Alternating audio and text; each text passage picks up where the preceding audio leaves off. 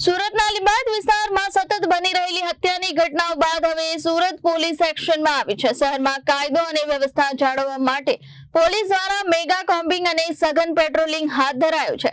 Additional CP Balram મીનાની આગેવાનીમાં 200 થી વધુ પોલીસ કર્મીઓ સાથે સંવેદનશીલ વિસ્તારોમાં ચેકિંગ કરવામાં આવ્યું। પોલીસ દ્વારા વાહન ચેકિંગથી લઈને સક્રિય ગુનેગારો પર ખાસ નજર રાખવામાં આવી રહી છે।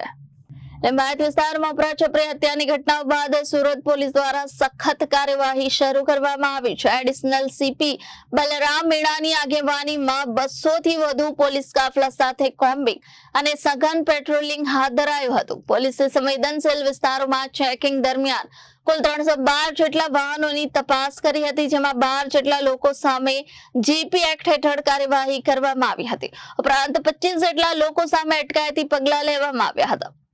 પોલીસે 10 જેટલા સક્રિય ગુનેગારોની પણ ચકાસણી કરી હતી। આ દરમિયાન કેટલાક સ્થળોએથી ઘાતક હથિયારો પણ મળી આવ્યા હોવાનું સામે આવ્યું છે।